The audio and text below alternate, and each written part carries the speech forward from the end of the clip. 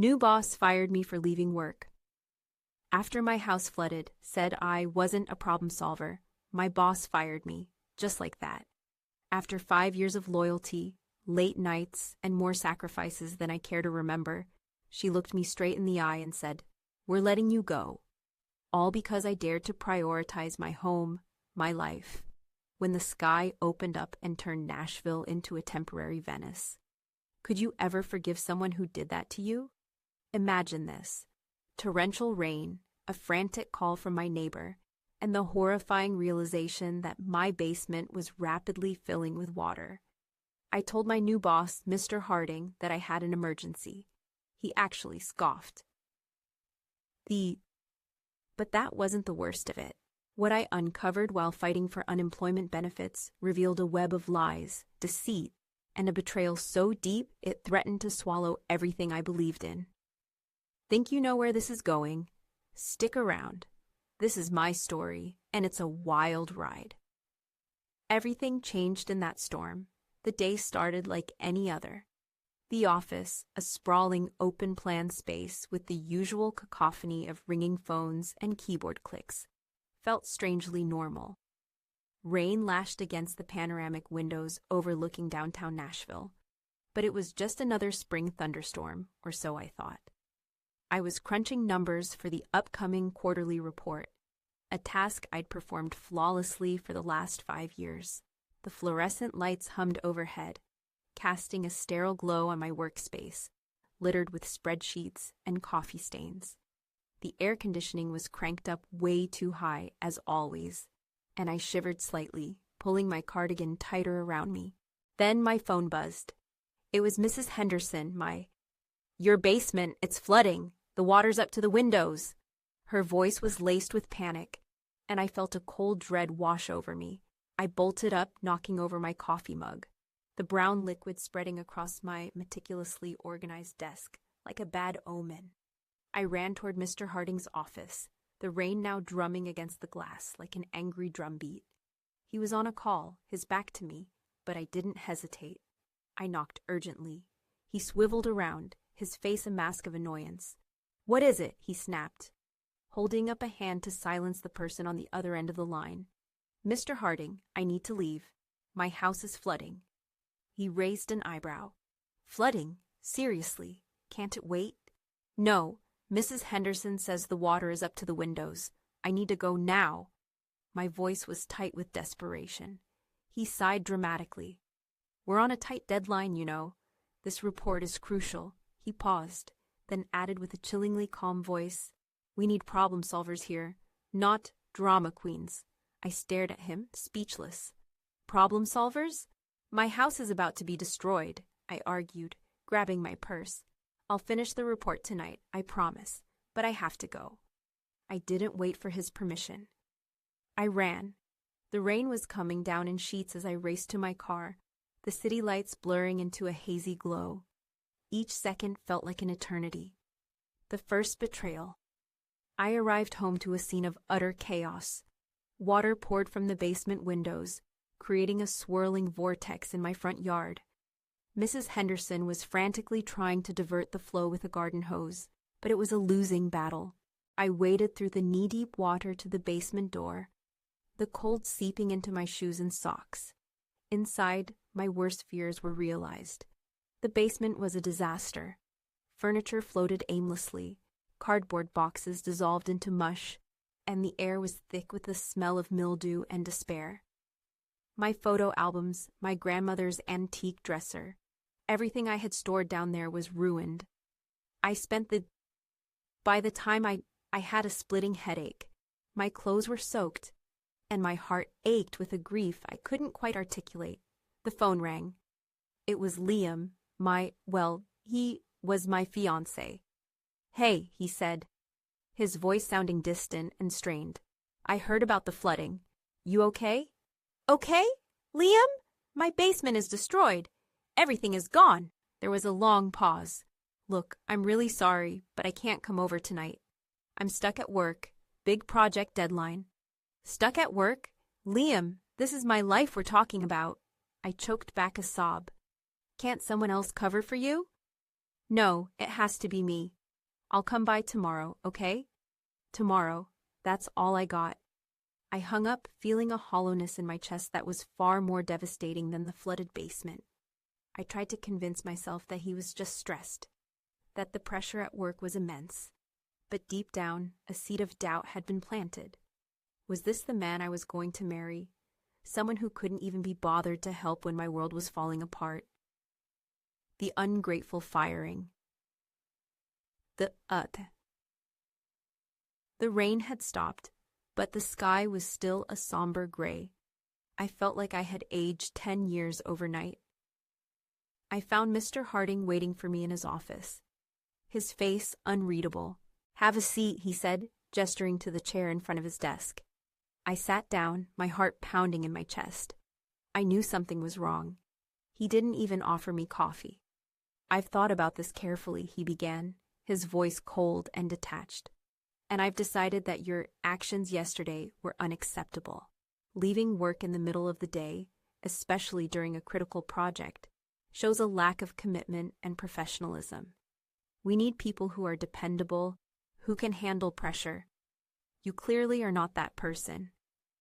He slid a pink slip across the desk. "Your employment is terminated, effective immediately." I stared at the paper, my mind reeling. "You're firing me? For leaving work to save my house?" I was practically yelling. I couldn't believe what was happening to me. He didn't flinch. "As I said, we need problem solvers, not people who create problems." I stood up, my hands trembling. "I've given this company 5 years of my life, 5 years of dedication and hard work. And this is how you repay me? Your final paycheck will be mailed to you," he said, turning away from me. "Security will escort you out. Security." I was being escorted out like some kind of criminal. The humiliation was unbearable. As I gathered my belongings, my colleagues avoided eye contact, pretending to be busy. Only Sarah, my closest friend at work, dared to approach me. "I can't believe this," she whispered. Her eyes filled with concern. "He's a monster." "Tell me about it," I replied, trying to hold back tears. "But don't worry about me. I'll be fine. Eventually." The betrayal deepens. The insurance company was dragging their feet, claiming the flooding was due to inadequate drainage, a technicality that could potentially invalidate my claim.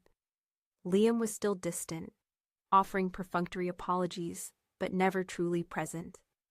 My hope was draining as quickly as my bank account. Then came the unemployment hearing. I was nervous but determined to fight for what was rightfully mine. Mr. Harding, of course, was there, looking smug and self-righteous. He argued that I had abandoned my job, that my absence had caused significant disruption to the company's operations. The hearing officer seemed sympathetic, but I knew I was fighting an uphill battle. It was during this hearing that something strange happened.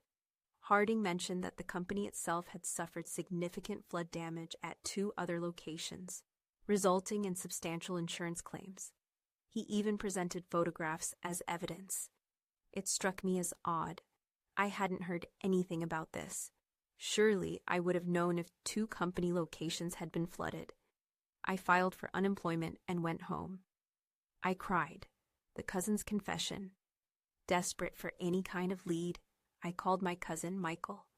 He worked for a local construction company, Miller & Sons, that often handled repairs for businesses after storm damage.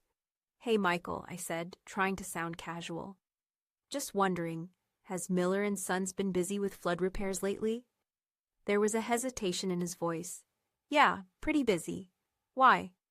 "Oh, no reason, just curious. Has your company done any work for my old employer, Harding Industries?" The silence that followed was deafening. "Look, I can't talk about this over the phone. Can we meet?" We met at a small diner a few blocks from his house. He looked nervous, constantly glancing around as if he were being watched. "What's going on, Michael?" I asked, my voice low and urgent. He took a deep breath. "Okay, look, Miller & Sons did do some work for Harding Industries after the flood. 2 locations, just like they said at the hearing. But were they actually flooded?" I pressed. He looked down at his hands, avoiding my gaze. Not really. There was some minor water damage at one location, but nothing major. The other, well, there was nothing at all. My heart skipped a beat. So you're saying Harding Industries filed false insurance claims? He nodded slowly. That's what it looks like. Miller, he's been acting weird lately. Lots of closed-door meetings, hushed phone calls, and the invoices, they were inflated. And you're involved in this? I asked, my voice trembling. He shook his head frantically. No, I just do the drywall, the painting. I don't know anything about the money stuff, but I knew something was wrong. I leaned forward, my voice barely audible. Michael, you have to tell someone. This is insurance fraud. It's illegal. He hesitated, his face etched with fear. I can't, Mr. Miller. He's got connections. He could make my life hell. But what about my life, Michael?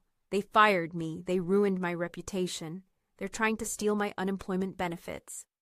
He looked at me, his eyes filled with guilt. Okay.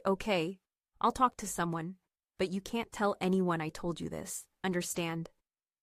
The hidden email. Michael eventually went to the police, providing them with enough information to launch an investigation into Harding Industries. I felt a surge of hope, but I knew the road ahead would be long and difficult. I had to find concrete proof to expose Mr. Harding's scheme. I started digging. I spent hours researching insurance fraud, poring over legal documents, and trying to connect the dots. I even considered hiring a private investigator, but I couldn't afford it. Then one evening, Liam left his laptop open on the kitchen table. He was in the shower, and I knew I shouldn't, but I couldn't resist the temptation. I opened his email, hoping to find something, anything that could help me. Most of the emails were work-related, boring project updates and meeting schedules. But then I saw one that caught my eye. It was from Mr. Harding. The subject line read, Project Phoenix. My heart pounded as I clicked on the email. The content was encrypted, but there was an attachment, a Word document. I downloaded the document and opened it. It was a detailed breakdown of Harding Industries insurance claims, including the inflated invoices and the falsified damage reports. There was even a section outlining how to cover up the fraud. But what really made my blood run cold was the email address listed as the recipient of the final report. There it was.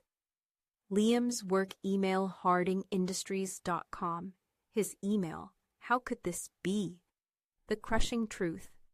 I confronted Liam as soon as he came out of the shower, the document clutched tightly in my hand. What is this? I demanded, shoving the laptop in his face.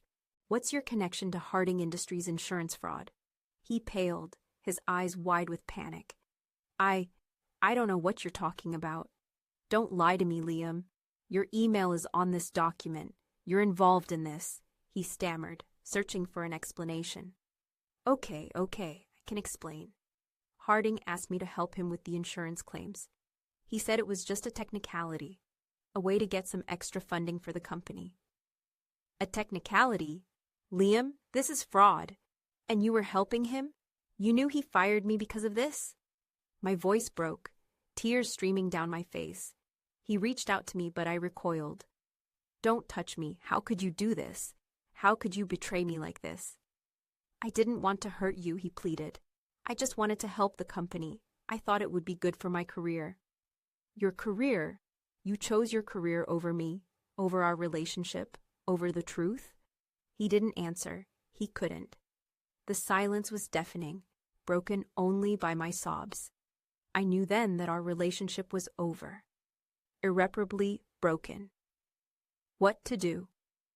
The police investigation into Harding Industries was gaining momentum. Michael had provided a detailed account of the fraudulent activities, and the discovery of the email on Liam's laptop had provided even more damning evidence. Harding was facing serious charges, including insurance fraud, embezzlement, and obstruction of justice. Liam, too, was implicated, though his level of involvement was still being investigated. But I was still struggling. I had lost my job, my fiancé, and my faith in humanity.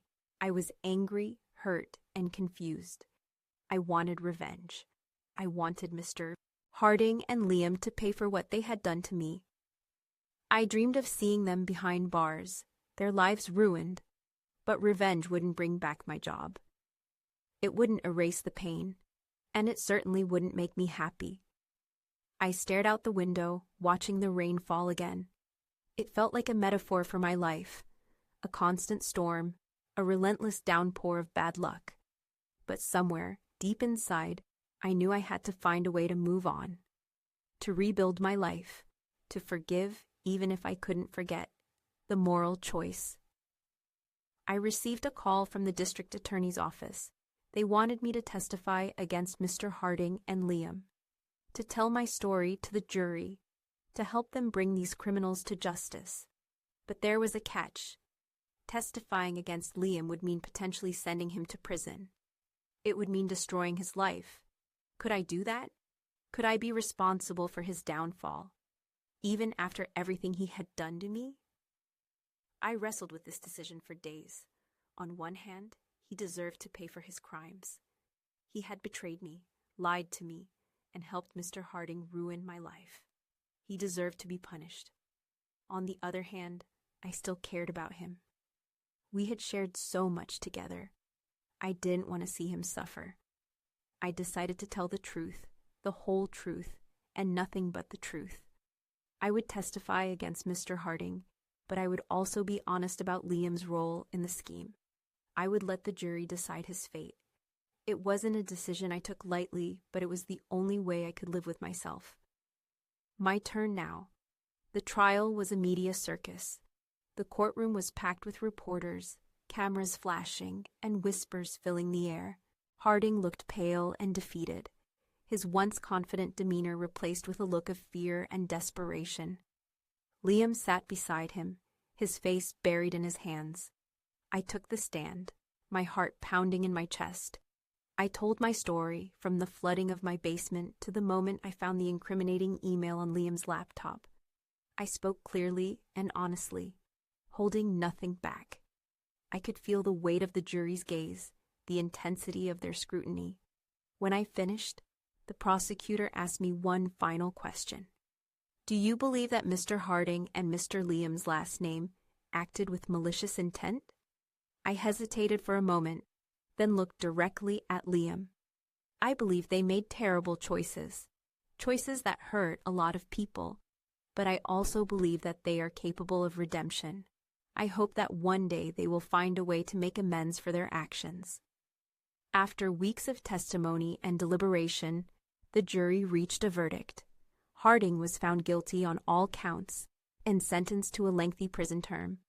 Liam was found guilty of conspiracy to commit insurance fraud and received a lighter sentence, including probation and community service.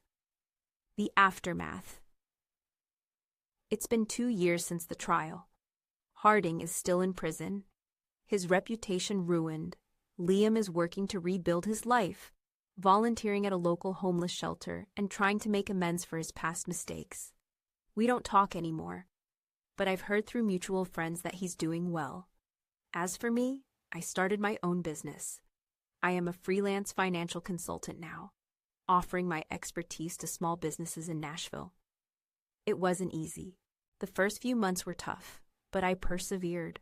I worked hard, built a strong client base, and earned a reputation for honesty and integrity. Now I'm doing better than ever. I work from home, I'm dating, I have my life back. I chose forgiveness, and I chose a new life. So what would you do? Would you have sought revenge, or would you have chosen forgiveness? Tell me what you'd choose. Don't forget to like and subscribe for more stories like this one. It's funny, isn't it? How something so devastating can ultimately lead you to a better place. I never would have started my own business if I hadn't been fired. I never would have discovered my true potential. And I never would have realized how strong I truly am. Do you ever wonder what you are truly capable of? I am living it. The new office is small, just a spare bedroom I converted into a workspace. Sunlight streams through the window, illuminating the walls painted a cheerful shade of yellow. It's a far cry from the sterile, fluorescent-lit cubicle I used to occupy at Harding Industries. but it's mine. Every plant on the windowsill, every framed certificate on the wall, every stack of invoices on the desk represents my hard work and dedication. The other is that it's not my old one. Do you know that, Joy? I signed my very first client a few weeks after I decided to go solo. The person who recommended him was another former Harding employee, and she said he was a friend and a partner. I worked there for 2 years. After several weeks of convincing, he hired me at a pretty penny, more than what Harding paid me. But it came with a cost. It was to make sure he landed this massive deal, to crunch the numbers just right, make sure everything lines up on paper, and that Harding would be none the wiser. I had a bad feeling about it. I needed this deal. I needed to feel like I was worth something. And honestly, it felt good knowing something was happening to that building. Did this make me a bad person? Would you have done the same? What would you do? The office visit. I was in my office when I got the call. It was from Sarah. They are downsizing, layoffs. I didn't know what to say. I could not say anything. He says it's not personal, but it always is. Harding said it was my turn. I am so sorry. The line went dead. I got another call. It was a strange number, so I almost let it go to voicemail, but I picked it up. Hello, this is Officer Evans. I am with the Nashville PD, and I'm contacting you about the court case you submitted for Harding Industries. The judge has requested you to visit the office again. There were additional damages listed by Harding. Can you please come by tomorrow morning at 10 a.m.? What would you say? Oh, I will be there, I said, and hung up the phone. All right, ma'am, said Officer Evans. We are ready to go inside. The office looked the same as the day I left it, except there were only a handful of people left. The office felt so empty, even the fluorescent lights felt dimmer. I went back to my old cube and sat there. Officer Evans asked, "Are you okay, ma'am?" "I am now," I said, and looked around. I noticed the painting that hung on the wall. It was crooked. It never was before, so I got up and straightened it. It felt loose. I took it off the wall and turned it around. Taped to the back was a stack of papers. "Officer Evans," I shouted. "I found something." It was a list of names, all employees that were going to be let go. There was a comment that said how much they would be paid, what they knew, and how to silence them if need be. My name was on the list too. How could someone stoop so low? What have I gotten myself into? The police investigation. After the meeting with Officer Evans, the police started to investigate Harding and his associates. I received a subpoena requesting me to attend the town hall meeting for Harding Industries. It was going to be a showdown. I had my lawyer present with me as I walked through the doors. There were newspaper and camera crews all around, so I had my head down. My lawyer escorted me to the front, where I was going to sit. "Do you want me to sit with you?" he asked, and I shook my head. I didn't want any part of this. I just wanted to get this over with. Harding walked in, suited and booted. But this time, he was in handcuffs. He looked at me and smirked. I smirked back, and he was escorted to his seat. The town hall commenced, and the police released all of their evidence to the members and news outlets. Harding was guilty, very guilty. More people were being investigated, and many people lost their jobs. But I was in the clear. I was the victim. It was over. Except, was it? The dinner invite. I received an odd letter in the mail. It was an invitation, a dinner party. It was from Harding. He wanted to meet at a local restaurant and wanted me to hear him out. I immediately threw the invitation away, but I picked it back up. Why would he want to meet with me? What did he want to say? I had to know. The day came and I met him at the restaurant. He was already there, sitting at the table waiting for me. "Thank you for coming," he said. "I know you probably didn't want to see me, but I needed to talk to you." I didn't say anything. I just sat down. "I know I did you wrong," he continued, "but I had my reasons." "Reasons?" I scoffed. "What reasons could you possibly have for ruining my life?" He sighed. I was desperate. The company was failing. I was going to lose everything. My job, my house, my family. I did what I had to do to survive. So you decided to destroy other people's lives in the process. How does that make sense? I asked, baffled. It doesn't, he admitted. I made a mistake, a big mistake, and I'm paying for it now, but I want you to know that I'm truly sorry. Sorry doesn't cut it, I said, tears welling up in my eyes. You took everything from me, my job, my security, my peace of mind. I know, he said, and I can't give it back to you, but I can offer you something else. I raised an eyebrow. What's that? A partnership, he said. I know people, powerful people, people who can help you grow your business. If you agree to work with me, I can introduce you to them. I stared at him in disbelief. Are you serious? You think I would ever work with you after what you did to me? I know it's a lot to ask, he said, but I'm trying to make amends, to do something good for once. I stood up from the table. I'm not interested, I said. I don't need your help. I'm doing just fine on my own. I turned to leave, but he stopped me. Just think about it, he said. That's all I ask. I walked out of the restaurant feeling conflicted.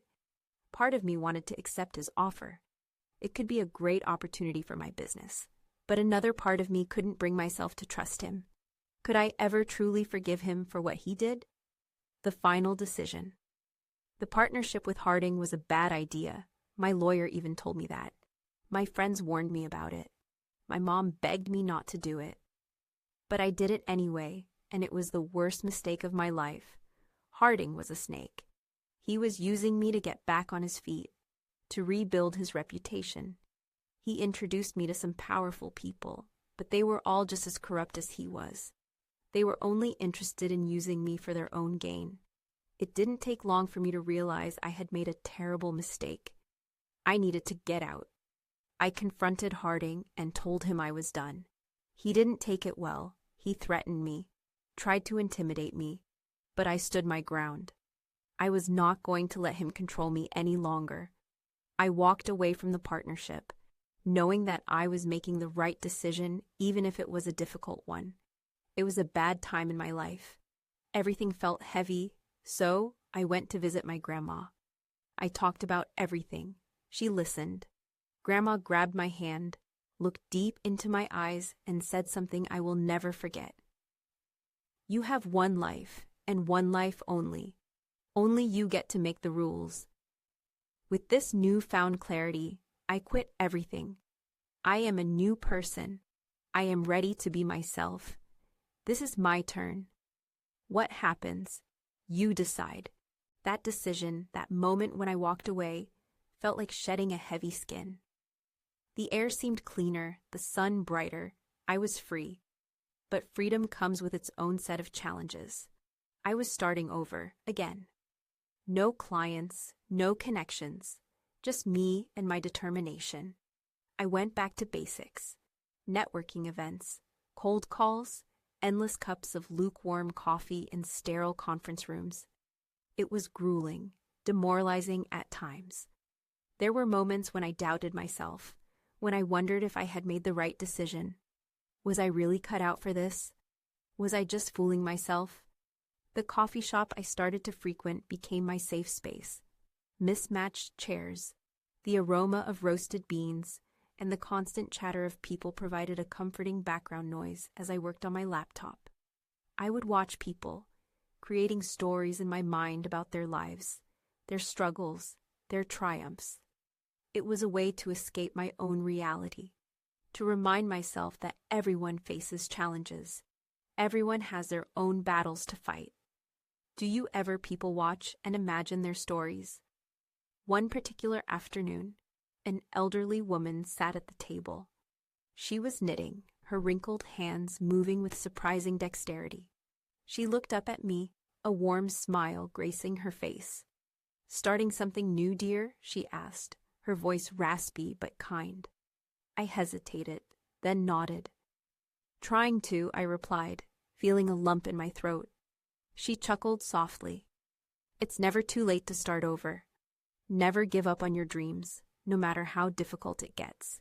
The best things in life often come after the toughest storms. Her words resonated with me, giving me a renewed sense of hope. I smiled back, feeling grateful for her unexpected wisdom. The antique store. I needed a break from the hustle, from the constant pressure to succeed. I decided to visit an antique store in a nearby town. The store was a treasure trove of forgotten relics, filled with dusty furniture, vintage clothing, and antique jewelry. The air was thick with the scent of old wood and mothballs. I wandered through the aisles, admiring the intricate details of each item, imagining the stories behind them. A beautiful wooden desk caught my eye. It was old, worn, but still exuded a sense of elegance and charm. I ran my hand along its smooth surface, feeling a connection to the past. "That's a beauty, isn't it?" a voice said behind me. I turned to see the store owner, a kindly old man with twinkling eyes. "It is," I replied. "Do you know anything about its history?" He smiled. "It belonged to a local writer, a woman who lived in this town a long time ago. She wrote novels, poetry, essays. She was quite famous in her day." "What happened to her?" I asked, intrigued. The store owner shrugged. "She just disappeared one day. No one ever knew what happened to her. Some say she ran away, others say she died. Her story became a local legend." I was fascinated. I decided to buy the desk. I felt like it was meant to be mine, like I was destined to uncover the writer's secrets. Little did I know that the desk held a mystery that would change my life forever. The secret drawer.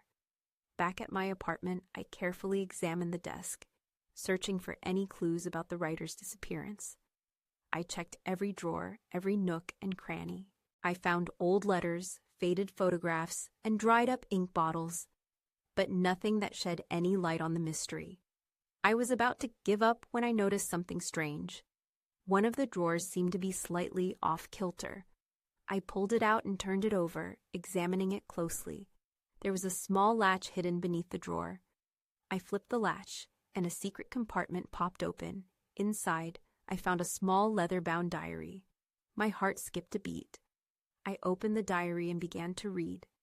The writer's words poured onto the page, revealing a story of love, loss, betrayal, and a shocking secret that threatened to destroy her life. As I read, I realized that the writer's story was eerily similar to my own. We had both been betrayed by people we trusted. We had both lost everything, and we had both been forced to start over.